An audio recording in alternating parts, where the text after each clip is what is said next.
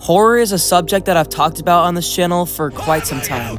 Whether if it's me talking about a single game that explores the horror genre, or analyzing multiple games that attempt to be scary, you'll know that I'm a huge fan of talking about horror, and that's simply because I love it. Horror games, especially when done right, can create some of the best experiences a video game could ever possibly give you. We have the place surrounded. Please come out with your hands up. Martinez! Richard Martinez! Okay, where did you say the ghost room is? Oh my god! The idea of a game that's sole purpose is to be horrifying is amazing. But over the years of video games, it has become clear that some scary titles aren't very good at being scary. One of the main places you'll find these types of games is through the medium of Roblox.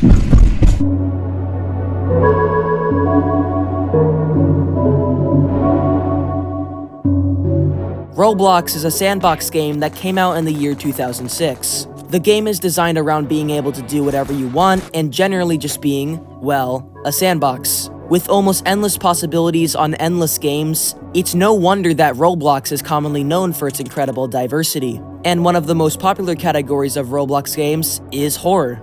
But don't be deceived, because despite the fact that horror is in the title, the games that try to cover it are usually not exactly good at that. This is mostly due to the friendly and cartoonish art style that Roblox holds. As for the most part, Roblox is naturally a kid's game.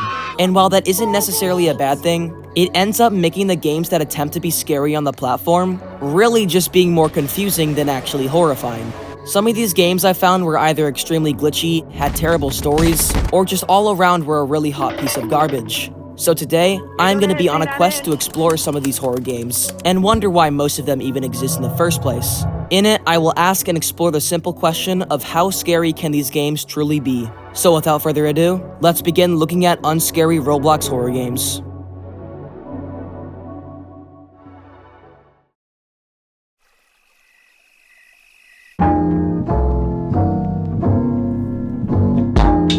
So the first game we'll be looking at is Frogge, where you are put into a random area and you need to hide from the spooky frogman in order to win. So basically this game is like hide and seek, where most of the gameplay for the humans is just standing in a corner until the time runs out. As for Frogge, on the other hand, his goal is to completely murder everyone before the time ends. According to the main page, Frogge has gained a massive 193 million visits throughout its life, with the description of this game saying, "Can you survive 3 minutes against a witch-cursed homicidal frog doll from 1692? What? Frogge is the latest and greatest survival hide-and-seek game on Roblox.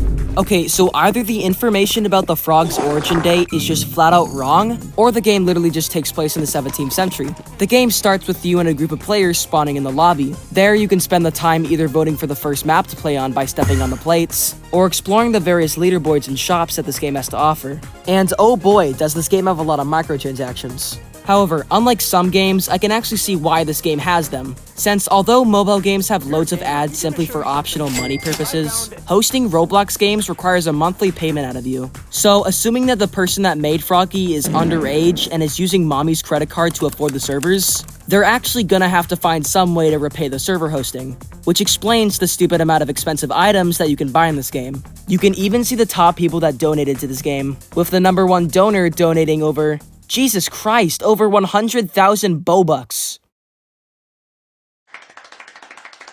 So naturally, being a survival horror game, the humans aren't without a couple tools to help them win the match. The humans, like in most Roblox games, can duck, jump, and fart. When the Frogge is near you, a heartbeat will play indicating that he's close. The closer the frog is, the faster the heartbeat goes. The spooky frogman is much faster than you, and can potentially be very lethal depending on who's playing as him. However, when the Frogge spawns in, he can only ever look through first-person mode as opposed to the humans being able to look in third-person. This naturally makes the game a tad bit easier for the humans, as Frogge can't easily span the room in one shot like what third-person can do. With all of these in mind, you might think that this game is pretty okay for being a survival hide-and-seek game. But oh boy, let me tell you about one mechanic in this game that completely ruins the fun and balance for both teams. By far the most annoying and game-frustrating mechanic in this Roblox game is being able to revive those who died. So when you get found out by Frogge and he comes at you, instead of just flat out dying upon getting hit by his axe, you are instead knocked to the ground with limited mobility, where you will then bleed out to death after half a minute later. When you do get knocked down, there will be a visible health bar to all the players that shows how close you are to dying. The issue is that when a human comes by the down person, they will slowly regen their health bar until they're fully back up ready to run again. And this is Frogge's biggest problem. Having to kill 2 or 3 people as Frogge, only for some random nerd to come in and revive everyone behind your back, is stupidly frustrating. The worst part about this is that a single person could be knocked down and revived 3 times before they finally die. What this ends up doing though is making the Frogge target just 1 person before they finally die, which will take a solid minute because of how slow they end up bleeding to death. And remember, this game has like a 3-minute timer when the game starts. Oh, and also, don't think you can just puppy guard the down people either, because upon being near them for a certain period of time, you will start to suddenly slow down to the speed of a snail and won't be able to chase anyone near you for a solid 5 seconds. Because of this single mechanic, the Frog can inherently not win a match ever. Put it like this. The match starts with every human eventually hiding until the Frog comes. There, one of the humans will get knocked out, causing the Frog to abandon them temporarily. There, half the server will go to revive that person behind the Frog's back, where now the next 3 minutes of the match is just trying to kill everyone that gets the knocked down people. Once you finally do knock out all of the people that don't hide, you'll have to wait another minute for them just to bleed out in case anyone else comes by, and you spend what little time you have left looking for the people that never moved, only for you to eventually lose. That is pretty much 90% of all the matches that happen in Frogge. I mean, I guess I understand why this mechanic was implemented, but they could have made it a lot more better than it already is in its current state. But yeah, ignoring the fact that this extremely obnoxious element exists, the game is pretty alright. Even then, sometimes no one would come at all to revive me. Like this one time on, well, frankly I don't know where I am, but I get hit by the silly frog as well as 2 other people near me. One of the players decided to revive the person to my left, and the person that just got revived, looking straight at me, decided to not go for me at all, leaving me to die. Hiding with other players in this game from the spooky frog creature was pretty fun. Some of the maps, like Suburbs, have these areas that were extremely claustrophobic to the point where I had to go in first person. Oh, and look, isn't that one Jesus painting that got ruined from art restoration? Most of the maps for the most part were fine. There were cities, small towns, factories, etc. Though there were some maps that just straight up made no sense aesthetically. Like seriously, what is this map? Where are we? Sometimes just based on the maps alone, it's like they're trying not to make the game scary at all. There was even a map that mimicked the Minecraft theme for some reason as well. Overall, this game is fine, I guess. I mean, the gameplay was kind of okay, but some of the maps looked like a YouTube thumbnail, and the reviving mechanic single-handedly ruined this game's balancing. Oh, and also Frogge is spelled with an E at the end instead of just a Y. I mean, I don't really know what they were going for there. So yeah, pretty bad game.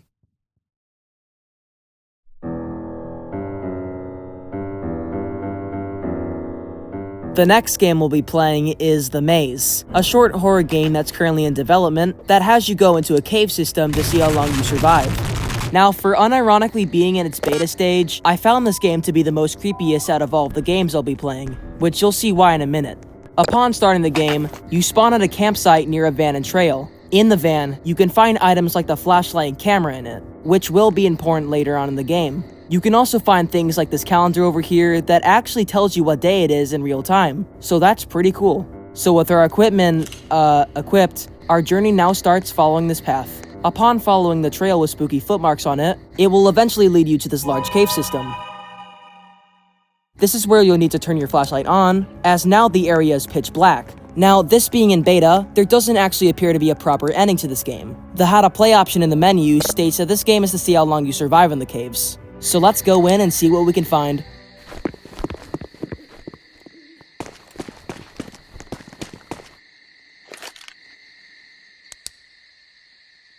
Now, immediately, you're not in any danger, as the real game starts when you find and jump down a big hole in one of the systems. The cave currently starts out as a safe zone. The path does eventually split into 2, but it doesn't really matter since either way leads you to one of the pits. I mean, if you go right, there's a pond in one of the caverns that's made out of mercury, but other than that, there's nothing much else interesting up top. So yeah, let's get started and jump down this hole.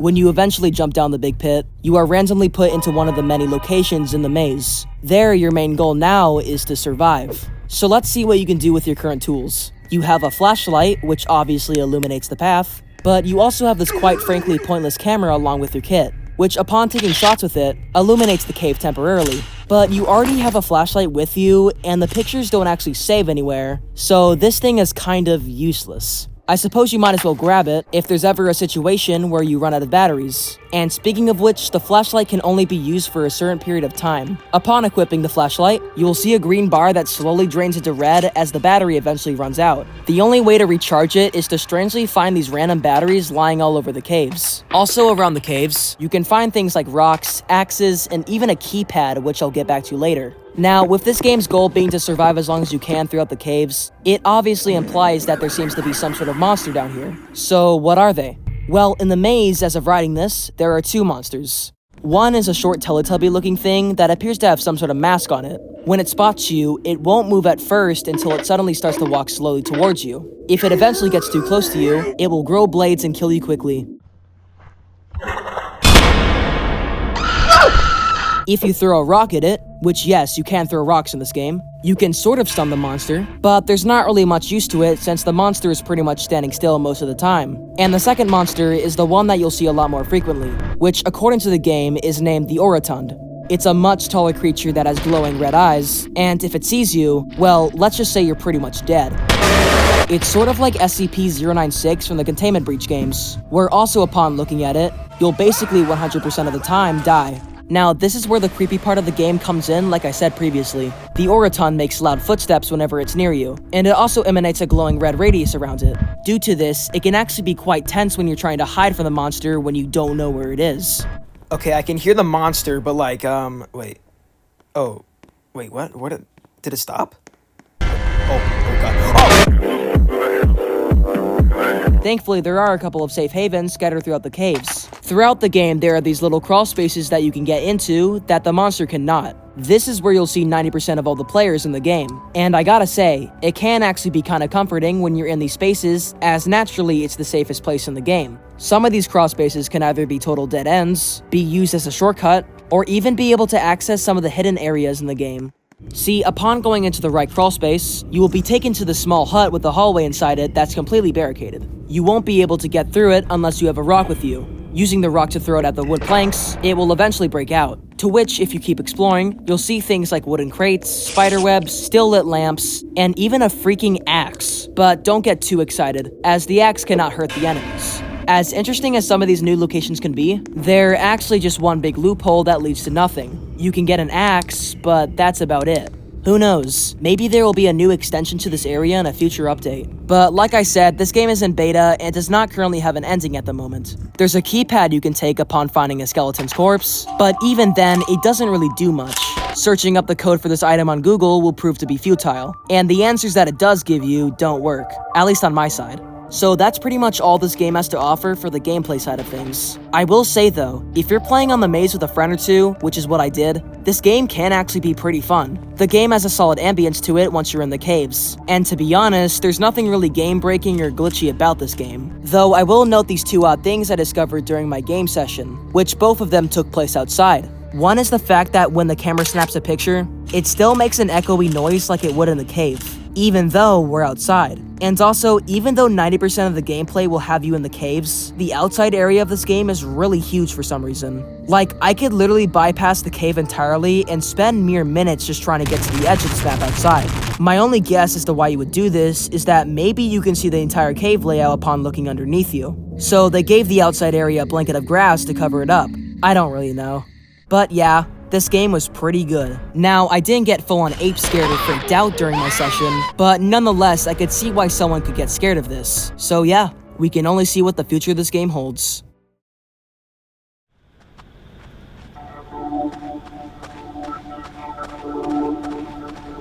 The next game we're going to be playing is the Rake, which yes, you did guess right, obviously replicates the classic creepypasta, the Rake.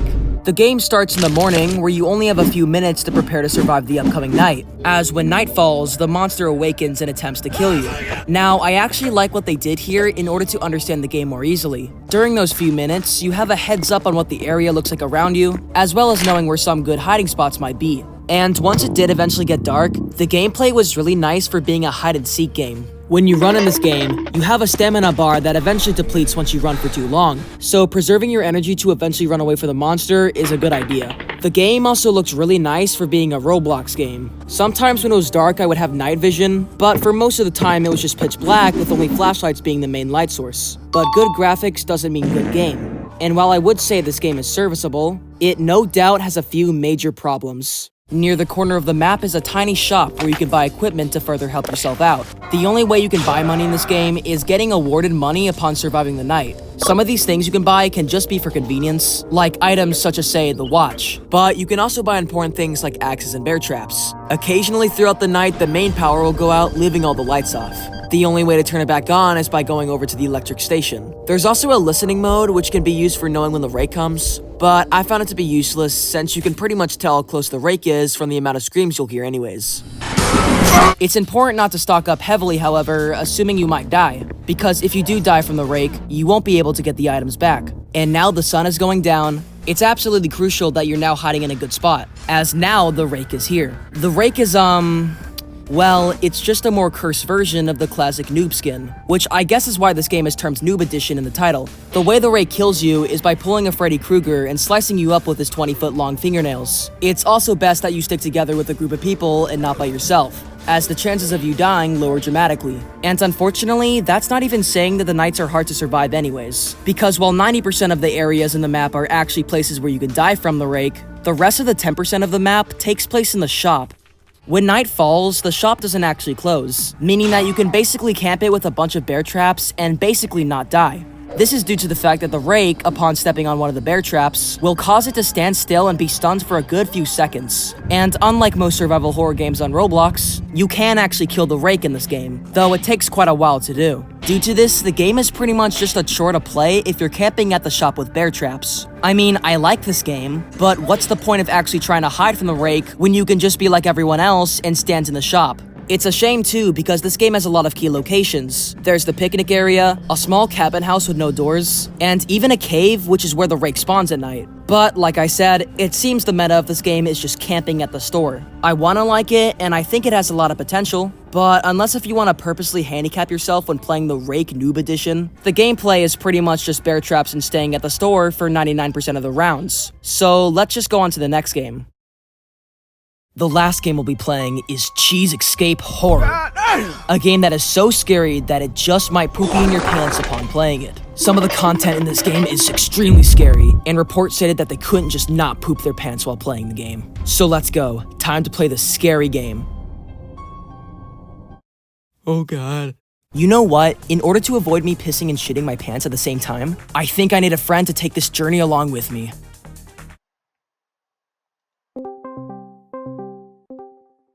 Hey, you wanna play a cheese horror escape with me? Yeah! So anyways, the premise of this game is that you are stuck in a scary cheese maze and you have to collect cheese in order to survive. However, inside the scary cheese maze is an even scarier giant cheese craving rat, and you need to run away from the spooky cheese monster in order to win the video game. Luckily for you, the cheese rat creature is obese. Due to this, despite it being 12 feet tall, it is very slow. Nonetheless, you don't want it to get close to you, or else it will eat you like cheese.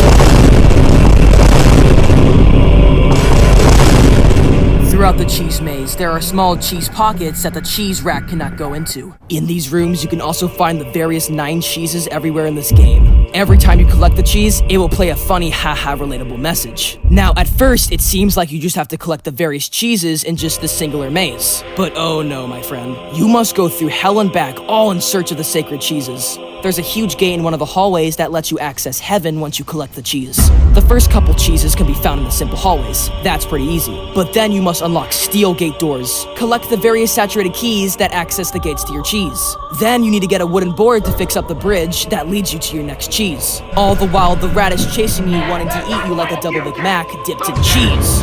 Then you must go up top into my uncle's attic and press a button for 30 seconds. Then follow the line towards the Gate of Doom. After that, you must fight your way through your psychosis by walking through the various spooky areas that contains lamps. Thankfully for you, the cheeses access your mind, and you can also collect the cheese in your dreams. 4 out of 9 cheeses collected, 5 out of 9, 6 out of 9 cheeses. We're almost there. Then you have to randomly guess this password on the password place. Thankfully for me, my friend Chad here is an expert at lockpicking, so he was able to guess random numbers and get through the door. 7 cheeses collected, 8 out of 9 cheeses, just 1 more. Finally, after fighting your way through numerous doors, always just out of reach from the giant cheese rat, after experiencing all 5 stages of grief, watching friends die left and right, you did it. You collected the final cheese. The door opens. Yes, freedom. After being in the cheese maze for the last several decades, the process is completed. I'm free. Finally, I can experience the true feeling of freedom.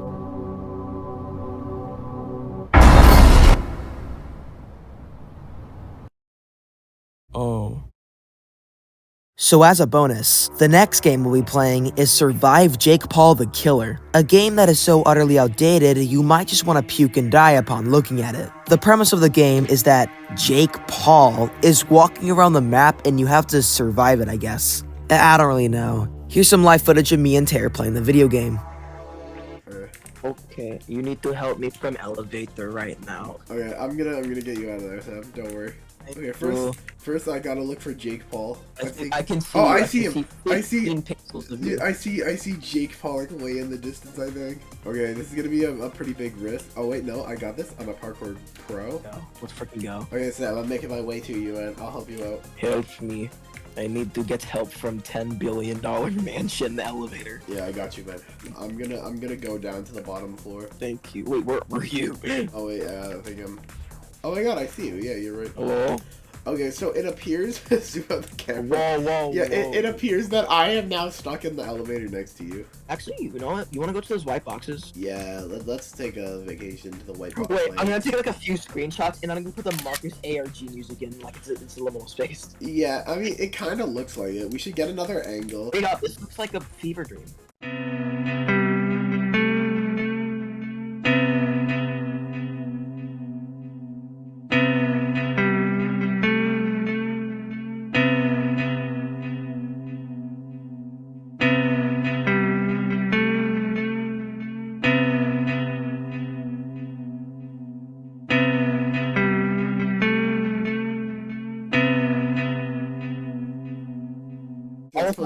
Harambe! Yeah, I was gonna say I'm pretty sure it's supposed to be wrong. Whoa, it's Sans, except he is like Roblox Noob. Oh my god, it's Mona Lisa dabbing. It's MLG Frogge. Okay, for the final footage, let's just go to the edge of the world and see what it looks like. Wait, hold on. Why is the fucking Energizer Bunny here? What the hell? Let's just let's not move. Let's just ride the road. Oh god. Oh Ah! god. Yeah, Okay. nice SpongeBob background. We're at the hot tub of the Krusty Krab chimney where pollution happens. Yo, why is there so much pollution? Dude, how much greenhouse gases are the Krusty Krab? Why is there so much pollution? Dude, how much greenhouse gases are the Krusty Krab? SpongeBob is sending a message how the Krusty Krab is the main source of pollution in Bikini Bottom. Dude, I didn't think fucking Survive the Jake Paul Killer would have deep lore. Alright, let me get a picture of the inside of SpongeBob Place and then we can go play something else.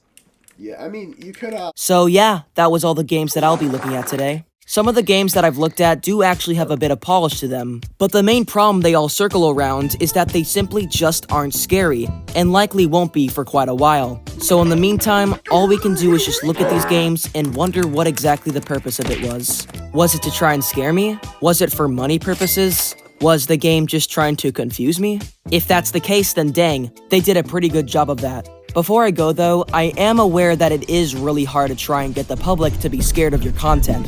I have attempted to make horror series in the past, and they do take quite some effort to properly design. Even with my horror series, you can still see multiple mistakes in them. But the point of this video wasn't exactly to just clown on several horror games on Roblox. No, not at all. But rather, it's a lesson that, if you ever want to design a horror game, Roblox should not be your go-to engine. As not only do the graphics give it a kid-friendly vibe, but there's also just a lot of jank in general with all the elements in the game. Oh, and it also costs money to host these things, so that's always a con.